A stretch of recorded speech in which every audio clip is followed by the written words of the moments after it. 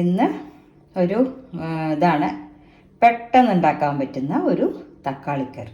അത് നോക്കിക്കോളൂ. തക്കാളി ചട്നി നമ്മുടെ തമിഴ്നാട് ടൈപ്പാണ് ഉണ്ടാക്കുന്നത് കേട്ടോ. അതിനിപ്പോൾ നമ്മൾ തക്കാളി എടുത്തിട്ടുണ്ട്, മല്ലിയില, പച്ചമുളക്, വലിയ ഉള്ളി, കരിവേപ്പിൻ്റെ ഇല, ഉഴുന്നുപരിപ്പ്, മഞ്ഞൾപ്പൊടി, കടുക്, പെരിഞ്ജീരകം, വെളിച്ചെണ്ണ, ഉപ്പ്, ഇതാണ് എടുത്തിരിക്കുന്നത്. ഇനി നമുക്കിത് എന്തൊക്കെ ചെയ്യണം എന്നുള്ളത് കാണിച്ചു തരാം കേട്ടോ.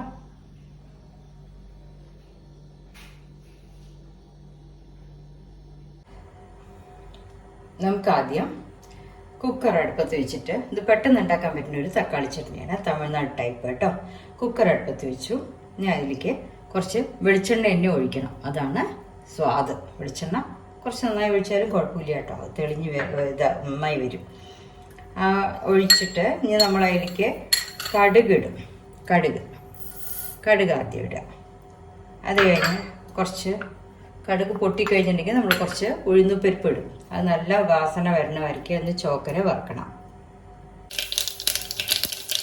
അപ്പോൾ കടുക് പൊട്ടിയിട്ടിട്ട് ഇനി നമ്മളതിലേക്ക് 1-2 സ്പൂണ് ഉഴുന്നുപരിപ്പ് ഇങ്ങനെ പൊട്ടുണ്ടല്ലോ, അത് ഇടാം കേട്ടോ. അതിൻ്റെ മണമൊക്കെ ഈ ഒരു കറിക്ക് ഭയങ്കര സ്വാദാണ്. എന്ത് ഈ ഉഴുന്നുപരിപ്പിട്ടിട്ട് ഉണ്ടാക്കണതാണ് എനിക്കിഷ്ടം. ഒരുപാട് കറിയിൽ ഞാൻ അധികം ചേർക്കാറുണ്ട്. ഇത് നന്നായിരിക്കും. അപ്പോൾ ഉഴുന്നുപരിപ്പ് ഒന്ന് ചെറുതായിട്ട് ചുവന്ന വന്നാൽ പെരിഞ്ജീരകം, ഇതാണ് അതിൻ്റെ ഒരു പുതിയൊരു കൂട്ട്. അപ്പോൾ പെരിഞ്ജീരകം ഇടാം, ഒരു 1-2 സ്പൂൺ ഇടാം. വേറെ ഒരു വാസനയില്ല. അടുപ്പിച്ചാണെങ്കിൽ നമുക്ക് സിമ്മിലിടാം. ഇതൊക്കെ ഉഴുന്നുപരിപ്പ് വറുത്തു, പെരിഞ്ജീരകവും പൊട്ടി. ഇനി ഇതിലേക്ക് നമ്മളിടുന്നത് ഒരു 2 വലിയ ഉള്ളി മുറിച്ച് വെച്ചിട്ടുണ്ട്. ആ വലിയ ഉള്ളി കരിവേപ്പിൻ്റെയും കൂടെ നന്നായിട്ട് വഴറ്റണം. വലിയ ഉള്ളി, കരിവേപ്പിൻ്റെ ഇല, പിന്നെ പച്ചമുളക് ഞാൻ എടുത്ത് വെച്ചിട്ട് 5 പച്ചമുളക് എടുത്തിട്ടുണ്ട്. 5 പച്ചമുളക് കൂടി ഒന്ന് വഴറ്റാം, നന്നായി വഴറ്റാം. അടുപ്പ് വേണമെങ്കിൽ ഒന്ന് സിമ്മിലിട്ടോളൂ കേട്ടോ, ഒന്ന് പെട്ടെന്ന് കരിഞ്ഞു പോണ്ട. അപ്പോൾ ഒന്ന് സിമ്മിലിടുക. ഉഴുന്നുപരിപ്പും പെരിഞ്ജീരകവും കടുകും എല്ലാം കൂടെ അതിലിങ്ങനെ ആയിട്ടുണ്ട്. ഒന്ന് വഴറ്റിട്ട് ഇളം ചോപ്പ് എന്നാണ് പറഞ്ഞത്. അപ്പോൾ പറയുന്നത് ഉള്ളി ഒന്ന് വഴറ്റണം. വേറെ മുളക് പൊടിയോ കാര്യമോ ഒന്നും ചേർക്കണില്ല, ഇതേ ഉള്ളൂ. ഈ എരിവ് എന്താ വെച്ചാൽ നമുക്ക് വേണ്ടത് പച്ചമുളകാണ്, വേറെ മുളക് പൊടിയൊന്നുമില്ല. അപ്പോൾ വേണ്ട ഇത് കുട്ടികൾക്കാണെങ്കിൽ നമ്മൾ എരിവ് കുറച്ച് കൊടുക്കുക. അല്ലാതെ നമുക്ക് വലിയവർക്ക് എടുക്കുകയാണെങ്കിൽ പച്ചമുളക് 5-6 എടുക്കാം കേട്ടോ, ആ മുളകിൻ്റെ എരിവ് അനുസരിച്ചിട്ട്. ഉള്ളി ഒന്ന് ചെറുതായി ചുവന്ന് വരാനായിട്ട് കുറച്ച് ഉപ്പ് ഞാനിപ്പോൾ ചേർക്കുന്നുണ്ട് കേട്ടോ. അവിടെ ഉള്ളി ഒന്ന് വഴറ്റി വന്നിട്ടുണ്ട്, ഇതങ്ങനെ ആയിട്ടുണ്ട് കേട്ടോ. അപ്പോൾ കടുക്, ഉഴുന്നുപരിപ്പ്, പെരിഞ്ജീരകം, പച്ചമുളക്, കരിവേപ്പിൻ്റെ ഇല, വലിയ ഉള്ളി 2 വലുത് കേട്ടോ, 6 പച്ചമുളക് ഇട്ടു. ഇനി നമ്മൾ എന്താ ചെയ്യാമെന്ന് വെച്ചാൽ ഒരു പാത്രം ഇത് തക്കാളി, അത് നിങ്ങളുടെ ഇഷ്ടം കേട്ടോ, ഒരു 1/2 കിലോ എടുക്കാം. എത്ര എടുത്താൽ ഈ കറിക്ക് എടുക്കുമ്പോൾ നമുക്ക് വേണ്ട കറിക്ക് അനുസരിച്ചിട്ടുള്ള തക്കാളി എടുത്തോളൂ. പച്ചമുളകും തക്കാളിയും മാത്രം. ഉള്ളിയൊക്കെ എത്രയാണെങ്കിലും ഒരു കുഴപ്പമില്ല, നല്ല സ്വാദാണ്. 2 വലിയ ഉള്ളി ഞാൻ ആപ്പിൾ തക്കാളി, സാധാരണ തക്കാളി മിക്സ് ചെയ്തിട്ടാണ് എടുത്തിരിക്കുന്നത്.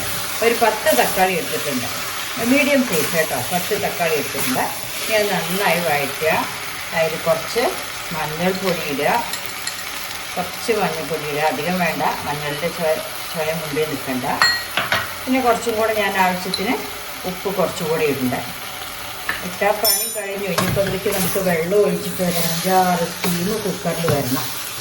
കണ്ടോ, അതിലൊന്നും ഇനിയിപ്പോൾ ഒന്നും ചെയ്യാനില്ല. അതിൽ ഇപ്പം ഞാൻ 1 ഗ്ലാസ് വെള്ളം ഒഴിക്കുന്നുണ്ട്. ആ തക്കാളി ഒന്ന് മുങ്ങോളം ഒഴിക്കണം. ഒന്ന് എടുത്തിട്ടേതാ ഇങ്ങനെ നിൽക്കണം. ഇതുമാതിരി വെള്ളം ഒഴിക്കുക. അപ്പോൾ കണ്ടില്ലേ, തക്കാളി വെള്ളവും ഒപ്പായിട്ട് നിൽക്കുക. ഇനി കുക്കർ അടച്ച് വെച്ച് സ്റ്റീം ഒരു 5-6 7 വന്നോട്ടെ, ഒട്ടും കുറയ്ക്കണ്ട. ആ സ്റ്റീം ഇട്ടിട്ട് അതിന് ശേഷം നമ്മൾ ഉടച്ചെടുക്കുകയാണ് ഈ കറിയുടെ ടേസ്റ്റ് കേട്ടോ. അപ്പം ഇനി ഒരു 5-6 സ്റ്റീം വന്നോട്ടെ, 6-7 വെച്ചോളൂ, ഒരു കുഴപ്പം. നന്നായി അത് തക്കാളി ഉടയണം, ഉള്ളിയും തക്കാളിയൊക്കെ ഉടയണം, അതാണ് ഈ കറിയുടെ സ്വാദ്. അപ്പം നമ്മുടെ തക്കാളി ചട്നി ഞാൻ 7 സ്റ്റീം ഇട്ട ശേഷം ഇതാ ഇങ്ങനെ റെഡി ആയിട്ടുണ്ട്.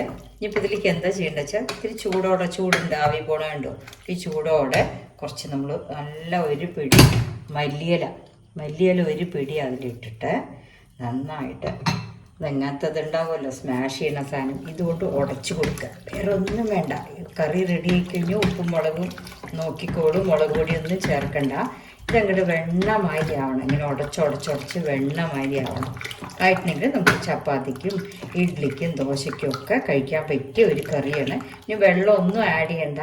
ഇത് ഉടഞ്ഞുടഞ്ഞ് നന്നായിട്ടിരുന്ന് ഇത് എന്താ പറയുക, ഗ്രേവി മാതിരിയാവും, നല്ലൊരു ഗ്രേവിയാവും കൊഴുപ്പോടെ കേട്ടോ. അപ്പോൾ നമുക്ക് കഴിക്കാൻ എടുക്കാൻ പറ്റും. ഇതൊന്നും ആയിട്ടില്ല. ഇനി തക്കാളി മുഴുവൻ നമ്മളിങ്ങനെ തന്നെ ഉടച്ച് റെഡിയാക്കണം.